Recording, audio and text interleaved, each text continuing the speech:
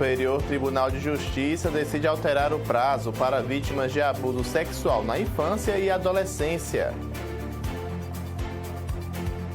Destaques do SB Notícias, segunda edição, que está começando e vai mostrar também.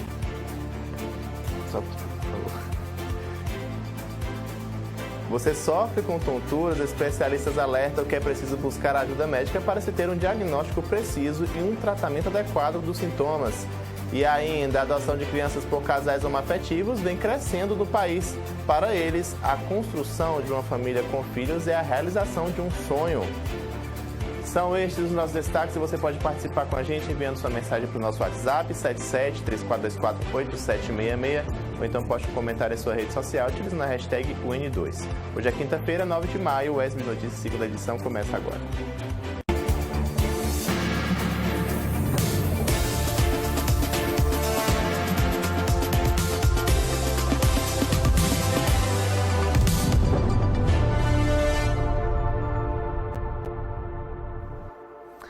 18 horas 32 minutos. Olá, boa noite. Seja muito bem-vindo, muito bem-vinda ao SB Notícias, segunda edição, que começa agora com as principais informações do sudoeste do estado. E nós abrimos a edição de hoje, gente, mostrando que o Superior Tribunal de Justiça decidiu alterar o prazo prescricional para vítimas de abuso sexual e infantil e também na adolescência solicitarem indenização para reparação por danos psicológicos. Saiba mais detalhes na reportagem de Luiz Salviato. O Supremo Tribunal de Justiça votou pela alteração do prazo de prescrição em casos de abuso sexual na infância e na adolescência. Essa advogada explica o que muda após a decisão do STJ.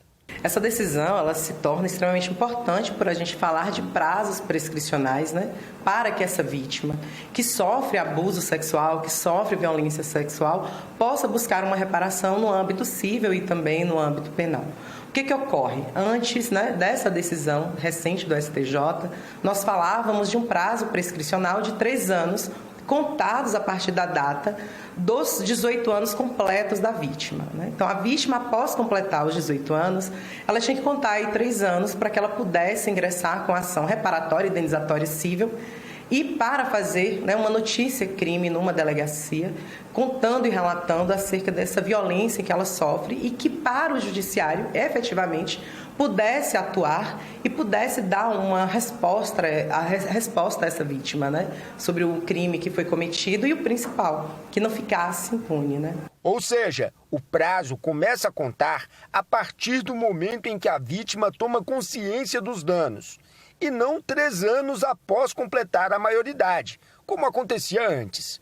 A decisão foi tomada por unanimidade. É muito importante a gente perceber que muda o entendimento do prazo, O prazo permanece em 3 anos, mas o STJ vai dizer o quê? Que este prazo ele deve começar a contar quando a vítima tiver consciência que foi vitimada, Porque é muito importante pensarmos acerca da consciência de ser vítima.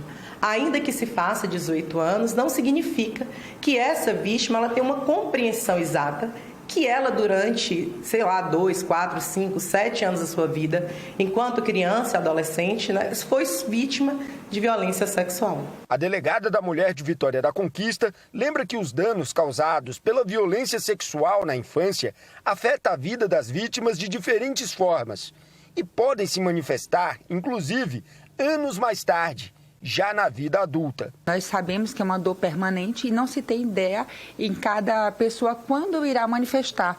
Pode ser que a criança, ao ser abusada, ela vá de imediato, relate aos seus pais. Uma adolescente também pode ter esse comportamento. Porém, muitas vezes a criança pode guardar para si, gerando traumas que só vêm a somatizar anos depois.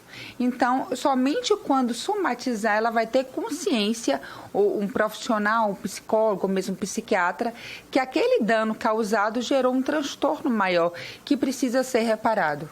Casos dessa natureza acontecem muitas vezes dentro de casa e o agressor pode fazer parte da família. Por isso, é importante estar atento aos sinais. Infelizmente, além da prática do abuso sexual, da importunação ou mesmo do estupro, tem também as ameaças para não relatar aquele fato delituoso a familiares. Mas pode os pais ter um pouco mais de atenção aos seus filhos, ter uma conversa direta, observar o comportamento da criança, se a criança está muito comportamento anormal do que se apresenta diariamente, procurar a escola se ela houve algum relato de abuso sexual para professores, que a criança acaba relatando a amigos, professores, situação de anormalidade. É ficar atento aos sinais, né? Ficar atento aos sinais, sempre. Super importante. E vamos falar agora de saúde, gente. A tontura é um sintoma que pode ter várias causas, como a labirintite, vertigem, doenças neurológicas, hipoglicemia ou medicamentos. Com tantas possíveis causas, para se ter um diagnóstico assertivo, é importante procurar sempre a ajuda de um especialista. Confira mais detalhes na reportagem da TV Brasil.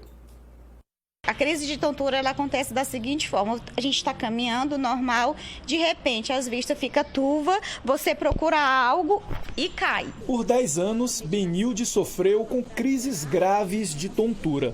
Ela tem doença de Meniere, enfermidade que provoca vertigens, entre outros sintomas. A doença já lhe causou, inclusive, problemas profissionais. Eu saí de um cargo por não poder trabalhar com a equipe, executar a minha função por conta da tontura, porque eu chegava no trabalho e tinha crise de tontura, não podia dirigir a equipe, eu caía, eu me machucava. Episódios de tontura são mais comuns em pessoas com mais de 65 anos. Nessa faixa etária, as perdas de equilíbrio são responsáveis por 85% dos casos de queda.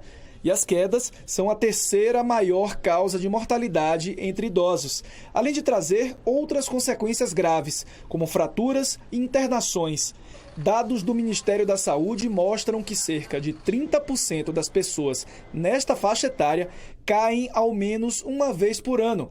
E do total, cerca de 25% precisam ser hospitalizadas. Ela tem várias causas. No caso das vertigens, temos a doença de Meniere, temos a vertigem postural paroxística benigna, temos também, no caso de tontura com a sensação de flutuação, os transtornos metabólicos como hipotireoidismo, como distúrbios de glicemia, diabetes, pré-diabetes, também temos colesterol alto, triglicérides alto. Pessoas que usam muitos medicamentos, 3, 4 remédios também causam tontura. O diagnóstico de Benilde foi fechado há cerca de um ano. Só então, com o tratamento correto, ela teve melhora na qualidade de vida. Desde então, tem 1 ano e 3 meses que eu não tenho crises de ir para o hospital. É isso, né, gente? A tontura é sempre... Várias pessoas sofrem com tontura, mas a maioria delas não sabe o diagnóstico real, o que causa. Então, por isso é importante buscar o especialista. E hoje, Vitória da Conquista teve baixas temperaturas, né, minha gente? Fez 16 graus durante a madrugada. Amanhã começou chuvosa, tarde o sol apareceu e agora à noite a temperatura está caindo de novo. Eu mesmo já estou com minha garganta seca aqui por conta dessa variação de temperatura e tenho certeza que outras pessoas também acabam adoecendo por conta dessa amplitude, né, térmica que a gente chama, que é a diferença da mínima com a máxima. Então vamos conferir agora como fica o tempo e temperatura para a Vitória da Conquista e outras cidades da região.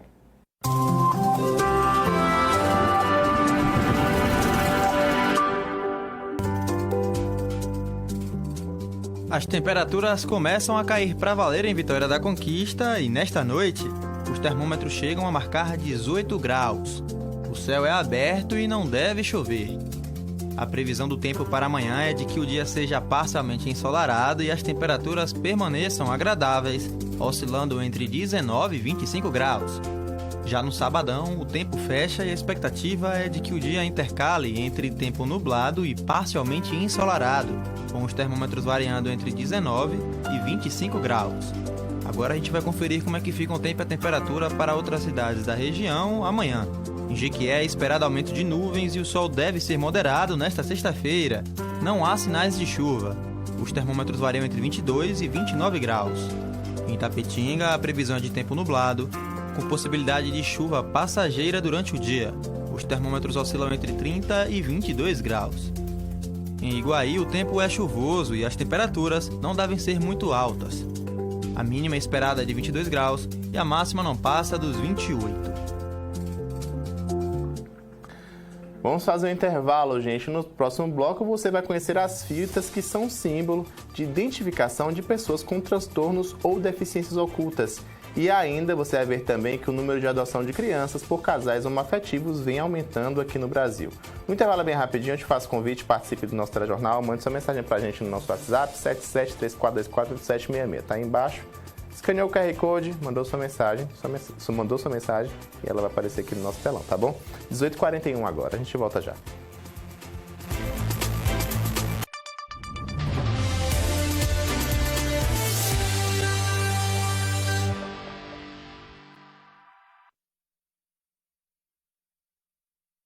Esse é o Aedes aegypti, mosquito responsável por 3 doenças. Mas uma delas tem crescido rapidamente por todo o país: a dengue. Os criadouros deste mosquito podem estar na sua casa. Por isso é bom tomar alguns cuidados. Vire para baixo tudo que pode acumular água em seu quintal. Põe areia nos pratos dos vasos de planta. Limpe as calhas e bebedouros de animais e mantenha as caixas d'água sempre bem fechadas. Todo dia é dia de combater a dengue. Juntos, nós podemos combater o mosquito.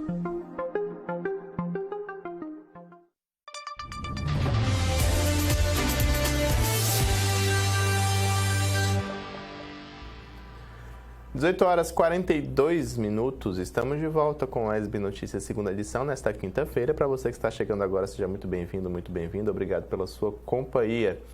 E as fitas com símbolos de identificação de pessoas com transtornos ou deficiências ocultas e não aparentes, gente, são bastante populares atualmente. Esses cordões são mais que meros acessórios e podem evitar constrangimentos na rotina do dia a dia. Confira mais detalhes na reportagem de Luiz Salviato. O cordão colorido que a Larissa usa no pescoço não é mera vaidade. Mas assim como os itens da moda, ele também tem um significado. No caso, o desenho do girassol comunica que a dona da fita é uma pessoa com deficiência oculta ou não aparente. A pessoa já vai ter uma noção de como agir comigo, você está entendendo? Não tem precisão, é algo muito... Você perguntar à pessoa qual é a sua deficiência, ou eu ter que explicar qual a deficiência eu tenho, isso é muito invasivo, entendeu? O cordão é algo para segurança para todos nós, porém, infelizmente, é pouco divulgado. O acessório pode poupar a pessoa de momentos considerados constrangedores, tipo de episódio que a Larissa já viveu muitas vezes. Teve um caso que eu fui a um mercado muito popular aqui em Conquista. Eu fui no caixa eletrônico. Não tinha fila prioritário. Então eu pedi licença ao pessoal, expliquei minha deficiência, falei que eu estava com a criança autista, que é meu filho. Aí o que acontece? O pessoal foi passando na frente. Tudo bem, respeitei. Teve um rapaz que ele foi até educado, falou: "Olha, moça, eu vou aqui rapidinho, depois de mim você pode ir." Tudo bem. Quando chegou a minha vez, teve uma moça que simplesmente me empurrou. Ela me empurrou e alegou que ela ia para o trabalho. Aí eu falei: "Moça, eu sou deficiente. Eu estou na minha vez e estou com criança autista." Pouco se importou. Simplesmente, além da agressão verbal, ela também me agrediu fisicamente, ainda fingiu a minha autorização, a lei, né? E no mercado, infelizmente, ninguém me acudiu. Pode parecer apenas mais um detalhe no vestiário, mas não, essas fitinhas coloridas podem ajudar bastante a facilitar a vida das pessoas que têm algum tipo de deficiência oculta. Mas também podem apontar transtornos específicos, como é o caso do autismo. Neste caso, o símbolo utilizado não é o girassol, mas um desenho que representa peças de um quebra-cabeças, como este, usado pela Emily, de 15 anos. Significa que eu sou autista, que eu tenho um problema nessas coisas e que é importante eu usar. Esse cartão é um cartão especial, né, gratuito pela prefeitura. A gente conseguiu, né, para poder não precisar pagar, né, porque é um direito dela. A gente não paga, é gratuito.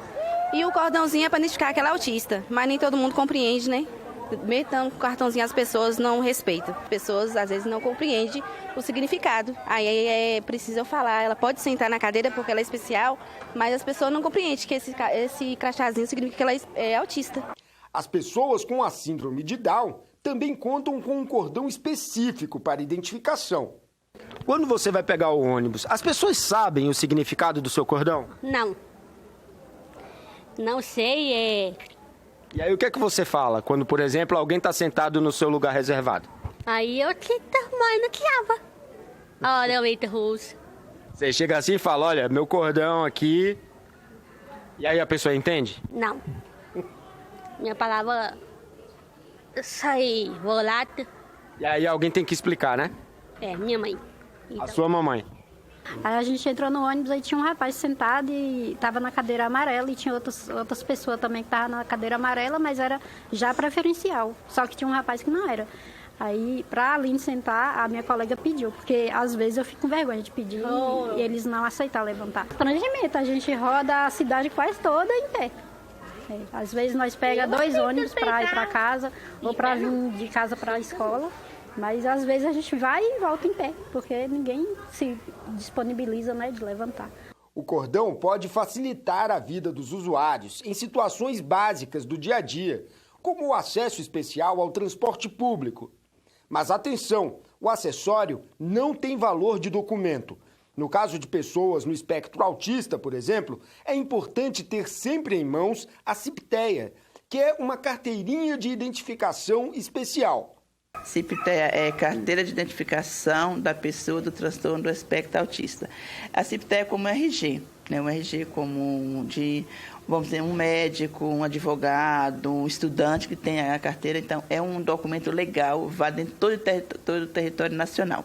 E o cordão é para identificação. É uma lei, sim, mas é para identificação. Ele não tem um valor governamental, um valor legal. Então, os dois, agora juntando os dois, aí sim faz a diferença muito grande. Para os autistas adultos foi uma conquista muito grande, porque evita de andar com laudo, mesmo com crachá, às vezes tinha alguns que tinham que andar com laudo, então faz a diferença muito grande, tanto o cordão de identificação quanto a CIPTEA. Juntos, o cordão no pescoço e a identificação ajudam a dar mais autoconfiança e autonomia na hora de sair de casa. E isso é parte muito importante na construção de uma vida mais independente. Independente da fita ou não, saber que o transtorno do espectro autista ou a deficiência intelectual e múltipla, ela vem crescendo bastante, né? E aí não tem uma característica específica, não tem um rosto específico e essas pessoas estão em todos os ambientes, ocupando todos os espaços. Então, acredito que a empatia, o respeito, por mais que não esteja usando a fita, né, antes do julgamento, é a principal coisa que a gente tem, antes mesmo da fita. Esse cordão significa para mim que é uma coisa que minha filha tem direito, só que não é os direitos que está escrito na lei, tá entendendo? Está escrito, mas as pessoas não têm consciência do que está escrito, né? Que o cordão significa o problema que ela tem, né? E às vezes é que nem eu falei, as pessoas têm muita dificuldade de aceitar e assumir que é uma realidade, mas a gente que é mãe sabe que é uma coisa necessária, né? Então o cordão significa o problema dela e as pessoas têm que saber que os direitos da gente têm que ser válidos, não é isso? Com certeza. E a adoção de crianças por casais homoafetivos vem crescendo no país, gente. Para eles, a construção de uma família com filhos é a realização de um sonho. Confira mais detalhes na reportagem colaborativa da TVE Bahia. Amor é uma construção, amor é respeito. O amor não tem tamanho e para alguns casais homoafetivos, o desejo de ter um filho é a realização de um sonho. Entendemos que a nossa família nascia ali. E no dia 6 de abril de 2019, eles chegaram na nossa casa e assim nos tornamos 4. Tiago e Paulo são naturais da Bahia e do Paraná, mas moram em São Paulo. Eles contam como foi o processo de adoção do pequeno Davi e da Sara, há 5 anos. Nosso processo de adoção ele demorou aproximadamente 2 anos. Foi um processo rápido, mas nós adotamos uma criança acima de 5 anos. O cadastro também era para irmãos Então isso facilita um pouco. A gente entende que essa burocracia ela é necessária, né? Porque o sistema está buscando a melhor família para aquela criança. Segundo a advogada Fernanda Barreto, as discussões sobre as adoções de casais homoafetivos tiveram um avanço considerável. A família ela é um núcleo baseado para o direito brasileiro hoje em afeto, sobretudo em amor. Então, se um casal tem amor, ou uma pessoa solteira tem amor para oferecer uma criança, quer formar família com ela, não importa a orientação sexual dela, a identidade de gênero, o que importa é que naquela família a criança se sinta amada, se sinta acolhida, protegida, salvaguardada, bem tratada, é isso que interessa. Eles afirmam que não tiveram problemas neste quesito, mas, como trabalham com a internet, sempre enfrentam preconceitos nas redes sociais e respondem com amor em forma de vídeos divertidos. A gente, entendeu que esses problemas são muito mais nas pessoas do que na gente, né? Então a gente responde, né? A gente responde com humor, com amor. E vira vídeo. Hoje faz 5 anos que somos uma família. Nosso telefone tocou no dia 3 de novembro de 2018. Pode haver na prática algum tipo de discriminação, mas se ela acontecer, ela precisa ser relatada, ela precisa ser trazida ao judiciário, porque não há espaço no direito brasileiro hoje, em função do que determina a nossa Constituição Federal e da aplicação que se deu a ela pelo STF, para que se discrimine pessoas em função da sua orientação sexual em nenhuma esfera, inclusive, sobretudo, na esfera da parentalidade. Mais de 50 mil crianças foram registradas por casais homoafetivos no Brasil entre os anos de 2021 e 2023. A Associação Nacional dos Registradores de Pessoas Naturais remete o aumento dessas adoções à aceitação da diversidade e reconhecimento dos direitos deste público. O número de adoções por casais homoafetivos no Brasil cresceu 113% em 4 anos, desde que o Supremo Tribunal Federal autorizou o direito para este público em 2015. Para dar entrada em um pedido de adoção, é necessário passar por alguns requisitos e apresentar documentos comprobatórios. Eles vão até o cartório de registro civil com essa sentença, com o RG e CPF, deles, claro, a sua sentença de reconhecimento de união estável ou o documento, a escritura pública demonstrando a união estável, ou a certidão de casamento, ou também a certidão de casamento que derivou de uma transformação de uma união estável. E também vai levar todos os documentos daquela criança para que assim possa ser feito o novo registro com todos os novos dados dos novos pais. 4 na alegria, 4 na bagunça, 4 na dificuldade ou na abundância, 4 no amor, 4 pessoas e uma família que nunca deixamos de acreditar. Uma família que existe agora, né? Felicidade a todos eles e que se torne comum, mais comum, esse tipo de realidade, né, minha gente? Vamos agora ver sua participação pelo 7734248766 para você ver aí o que foi comentado aqui hoje. Hoje eu não vou ler no telão porque a gente está com um probleminha, mas eu recebi a mensagem aqui no WhatsApp, é do Bonfim, do bairro Alto Marão, diz o seguinte: boa noite a todos. Marcel, muito importante essa matéria sobre a tontura. Tenho esse problema já faz um bom tempo, procurei um especialista que simplesmente disse que era labirintite sem fazer nenhum exame. Me receitou, né, no caso medicamento, mas mesmo assim a tontura não desapareceu por completo, complicado. Talvez a causa da tontura não seja a labirintite, já que ele não fez nenhum exame, até porque para você descobrir a labirintite tem uma série de exames que você tem que fazer, viu Bonfim? Então é importante você procurar um outro médico para saber a origem dessa tontura. Como você viu aqui, a tontura pode ser causada por diversos fatores, desde um medicamento que você utiliza e pode causar tontura, tem a labirintite, problemas neurológicos, né?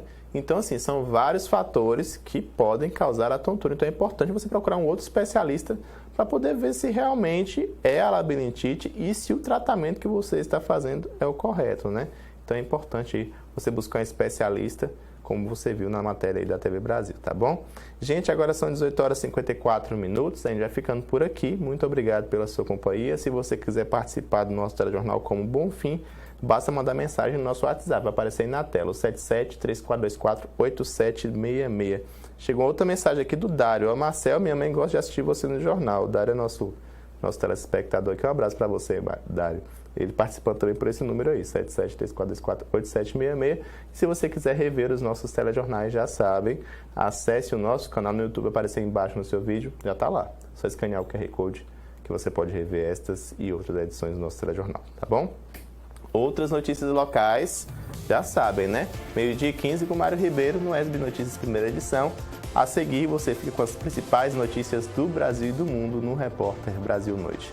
Muito obrigado pela sua companhia, melhor da noite a todos. Eu te espero novamente amanhã, às 18h30, aqui na tela do seu canal 4.1. Vamos todo mundo subindo aí, ó, que eu já tô indo embora, gente. Tchau, tchau.